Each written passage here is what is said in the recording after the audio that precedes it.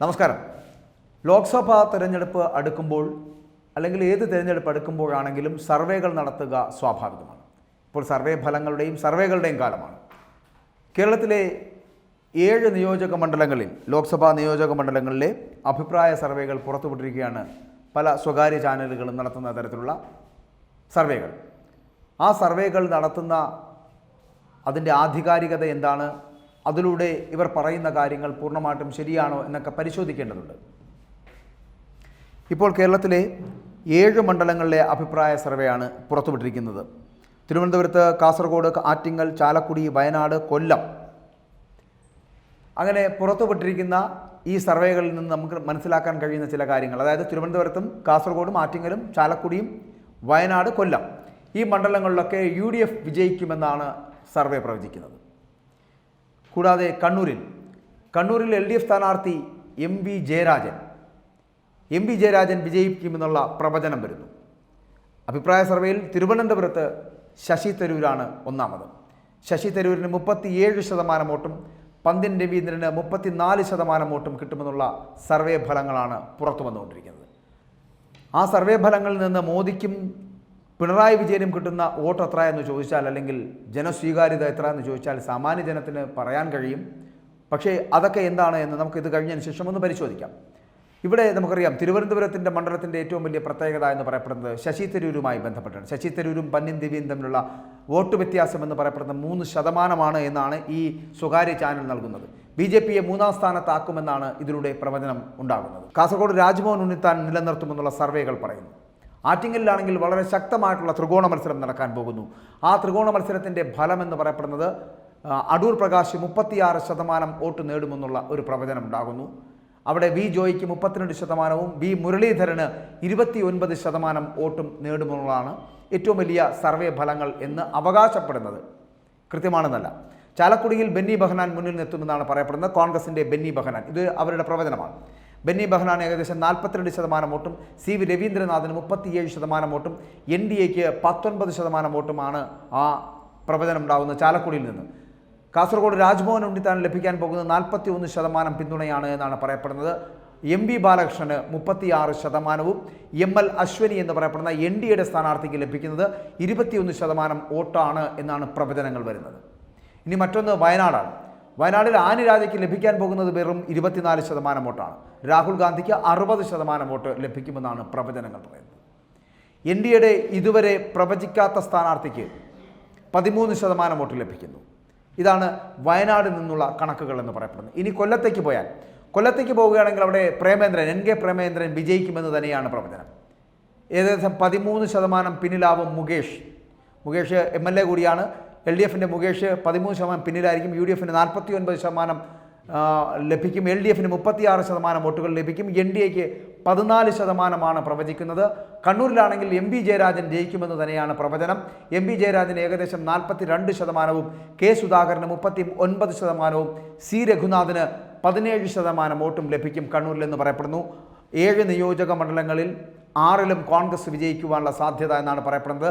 ഒരു നിയോജക മണ്ഡലത്തിൽ, അതായത് കണ്ണൂരിൽ മാത്രമാണ് KPCC പ്രസിഡന്റ് K സുധാകരൻ മത്സരിക്കുന്ന UDFിൻ്റെ കോട്ടയാക്കി മാറ്റിവെച്ചിരിക്കുന്ന കണ്ണൂരിൽ അവിടെ MV ജയരാജൻ വിജയിക്കുവാനുള്ള സാധ്യത കാണുന്നു. ഏകദേശം 3% വോട്ടിൻ്റെ ഒരു ഭൂരിപക്ഷത്തിലായിരിക്കും വിജയിക്കുക എന്നാണ് ഈ സർവേ ഫലങ്ങൾ നൽകുന്ന സൂചന.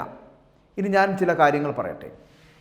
ഈ കേരളത്തിലെ 7 നിയോജക മണ്ഡലങ്ങളിൽ വന്ന ഈ പറയുന്ന അഭിപ്രായ സർവേകളിൽ നിന്ന് നമുക്ക് മനസ്സിലാക്കാൻ കഴിയുന്ന 6 നിയോജക മണ്ഡലങ്ങൾ, അതായത് കാസർഗോഡ്, ആറ്റിങ്ങൽ, ചാലക്കുടി, വയനാട്, കൊല്ലം, കൂടാതെ തിരുവനന്തപുരം, ഈ മണ്ഡലങ്ങളിൽ കോൺഗ്രസ് വിജയിക്കുന്നു അല്ലെങ്കിൽ UDF വിജയിക്കാൻ പോകുന്നു എന്നുള്ളതാണ്.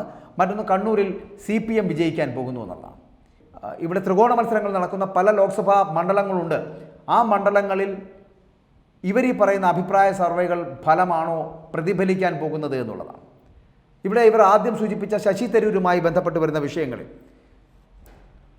ഈ അഭിപ്രായ സർവേ ഫലങ്ങൾ എത്രത്തോളം ഗുണം ചെയ്യുമെന്ന് അറിയില്ല. എന്നാലും ശശി തരൂർ വിജയിക്കുക എന്നുള്ളത് കഠിനമാണ് എന്നുള്ള കാര്യത്തിൽ സംശയമില്ല. ഈ അഭിപ്രായ സർവേകളിൽ അത് തെറ്റാകാനുള്ള സാധ്യതയും കാണുന്നു. രാജീവ് ചന്ദ്രശേഖറും ശശി തരൂരും തമ്മിലുള്ള നേരിട്ടുള്ള മത്സരം നടക്കുന്ന ഒരു മണ്ഡലം കൂടിയാണ് തിരുവനന്തപുരം എന്ന് പറയപ്പെടുന്നത്. അവിടെയാണ് ഈ അഭിപ്രായ സർവേയിലെ പൊള്ളത്തരം കള്ളത്തരം മനസ്സിലാകുന്നത് എന്ന് പറയേണ്ടി വരുന്നു. അതായത് പന്ന്യൻ രവീന്ദ്രൻ തോൽവി സമ്മതിച്ച് മാറി നിൽക്കുന്ന ഒരു സാഹചര്യമാണ് തിരുവനന്തപുരത്ത് ഉള്ളത് എന്ന് വേണമെങ്കിൽ പറയാം. രാജീവ് ചന്ദ്രശേഖറും ഒപ്പം തന്നെ ശശി തരൂരും തമ്മിലുള്ള നേരിട്ടുള്ള ഫൈറ്റാണ് ഇവിടെ നടക്കുന്നത്. ഇവിടെ കഴിഞ്ഞ 3 വട്ടം 15 കൊല്ലമായി ഈ തിരുവനന്തപുരത്തിൻ്റെ മുഖമാണ് ശശി തരൂർ. പക്ഷേ അദ്ദേഹം എന്ത് നേട്ടം നേടി, നേട്ടം സംഭവിച്ചു, എന്ത് വികസന പ്രവർത്തനങ്ങൾ നടത്തിയെന്ന് ഇവിടുത്തെ ജനത പരസ്പരം ചോദിച്ചു തുടങ്ങുന്നത് കൊണ്ടാണ് രാജീവ് ചന്ദ്രശേഖർ വിജയിക്കുവാനുള്ള സാധ്യതകൾ ഉണ്ട് എന്ന് പറയുന്നത്. 1% 5% രാജീവ് ചന്ദ്രശേഖർ വിജയിക്കുവാനുള്ള സാധ്യത വളരെ വലുതാണ് എന്ന് പറയുമ്പോൾ ആ അഭിപ്രായ സർവേകളിൽ അതൊന്നും പ്രതിഫലിക്കുന്നില്ല. പകരം രാജീവ് ചന്ദ്രശേഖർ 3ാം സ്ഥാനത്തേക്ക് പിന്തള്ളപ്പെടുന്നു. എന്ത് അഭിപ്രായ സർവേയാണ് ഇത് എന്ന് ചോദിക്കേണ്ടി വരും. കാരണം പരാജയം സംബന്ധിച്ച് മാറി നിൽക്കുന്ന പന്ന്യനുമായി ഇവിടെ മത്സരമില്ല എന്ന് പറയപ്പെടുമ്പോൾ ഇവിടെ മത്സരം നടക്കുന്നത് കോൺഗ്രസും BJPയും തമ്മിലാണ്, രാജീവ് ചന്ദ്രശേഖറും ശശി തരൂരും തമ്മിലാണ്. ആ മത്സരം ബലം പിടിത്തമുള്ള ഒരു മത്സരം തന്നെയാണ്. കഠിനമാണ് ശശി തരൂർ ഇവിടെ വിജയിച്ചു കയറുവാൻ. അതുകൊണ്ട് തന്നെ ഇവിടുത്തെ കേരളത്തിലെ ജനങ്ങളിൽ തിരുവനന്തപുരത്തുകാർ തീരുമാനമെടുക്കുന്നത് അത് രാജീവ് ചന്ദ്രശേഖറിന് വേണ്ടിയിട്ടാണ് എന്നുള്ള കാര്യത്തിൽ സംശയമില്ലാതാകുന്നു. അതുകൂടി ആ അഭിപ്രായ സർവേയിൽ നിങ്ങൾക്ക് കണ്ടെത്താൻ കഴിഞ്ഞില്ല എന്നുള്ളതാണ് ആ അഭിപ്രായ സർവേയുടെ പൊള്ളത്തരം.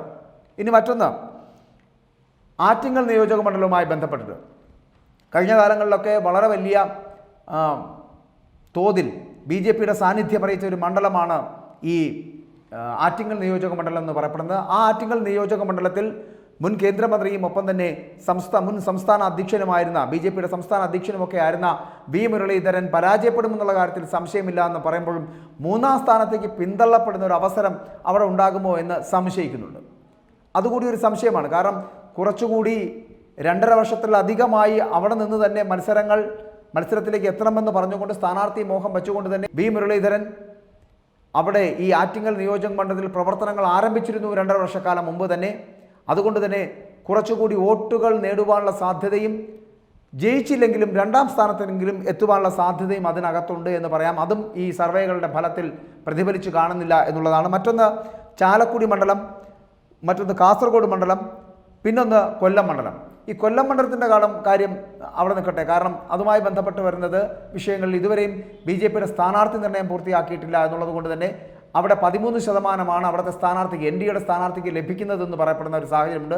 അതുകൊണ്ട് നമ്മൾ അതിലേക്ക് പോകേണ്ടതില്ല. പകരം കാസർഗോഡും ഒപ്പം തന്നെ ചാലക്കുടിയും, ഈ 2 മണ്ഡലങ്ങളിലും കാസർഗോഡ് രാജ്മോഹൻ ഉണ്ണിത്താൻ വിജയിക്കുമെന്നുള്ള അഭിപ്രായ സർവേ ഫലങ്ങളാണ് പുറത്തു വരുന്നത്. മറ്റൊന്ന് ചാലക്കുടിയിൽ ബെന്നി ബെഹനാൻ മത്സരിക്കുമെന്നുള്ളത്. ഈ ചാലക്കുടി എന്ന് പറയപ്പെടുന്ന പഴയ മുകുന്ദപുരമാണ്. ആ മുകുന്ദപുരത്തിൽ പഴയ കോൺഗ്രസ്സുകാർ ഒട്ടനവധി ഉണ്ടായിരുന്നു എന്നുണ്ടെങ്കിലും ഇപ്രാവശ്യം അവിടെ നടക്കാൻ പോകുന്ന ടൈറ്റ് ഫൈറ്റാണ് എന്നുള്ള കാര്യത്തിൽ സംശയമില്ല. അതുകൊണ്ട് ബെന്നി ബെഹനാൻ്റെ സാധ്യതകൾ വളരെ കുറവാണ് എന്ന് പറയേണ്ടി വരുന്നൊരു സാഹചര്യമാണ് എന്നാണ് മനസ്സിലാക്കാൻ കഴിയുന്നത്. മറ്റൊന്ന് കാസർഗോഡാണ്. കാസർഗോഡിൽ അവിടെ നിർത്തപ്പെട്ട NDAയുടെ സ്ഥാനാർത്ഥി ആൾക്കാർക്ക് സുപരിചിതയല്ല എന്നുള്ള ഒരു തീരുമാനം പല ഭാഗങ്ങളിൽ നിന്നുണ്ടാകുന്നെങ്കിൽ കൂടിയും BJPയുടെ വലിയ തെരഞ്ഞെടുപ്പ് പ്രചാരണങ്ങൾ അവിടെ നടത്തുകയും അവർ മുന്നിട്ട് കയറുവാനുള്ള സാധ്യതയും ഉണ്ടാകുന്നുണ്ട്. പക്ഷേ വളരെ വലിയ ടൈറ്റ് ഫൈറ്റ് നടക്കുന്ന ഒരു മത്സരം കൂടിയാണ് കാസർഗോഡ് നടക്കുന്നത്. വലിയ ത്രികോണ മത്സരമാണ് നടക്കുന്നത്. അവിടെയും ചിലപ്പോൾ ബാലകൃഷ്ണന് ജയിച്ചു കയറുവാനുള്ള സാധ്യതകളുണ്ട് എന്നുള്ള കാര്യത്തിൽ സംശയമില്ല. ഈ അഭിപ്രായ സർവേകളിലൊക്കെ വിശ്വസിക്കേണ്ടി വരുന്ന ഗതികേടിലേക്ക് ജനം പോകുന്നു. പക്ഷേ ഇതൊന്നും അത്രത്തോളം വിശ്വസനീയമല്ല എന്ന് തന്നെ പറയേണ്ടി വരുന്ന ഒരു സാഹചര്യമാണ്. കാരണം 7 മണ്ഡലങ്ങളിൽ 6ലും കോൺഗ്രസ് വിജയിക്കുമെന്ന് പറയപ്പെടുന്ന തരത്തിലേക്കുള്ള ഈ അഭിപ്രായ സർവേ ഫലങ്ങൾ പൊതുവെ നമുക്ക് ആ തെരഞ്ഞെടുപ്പുമായി ബന്ധപ്പെട്ടിട്ട് അല്ലെങ്കിൽ തെരഞ്ഞെടുപ്പ് പ്രചാരണത്തിന് ചൂടിൽ നിൽക്കുന്ന ഈ സാഹചര്യത്തിൽ പൂർണ്ണമായിട്ടും വിശ്വസിക്കാൻ കഴിയുന്നില്ല എന്ന് വേണമെങ്കിൽ പറയേണ്ടി വരും.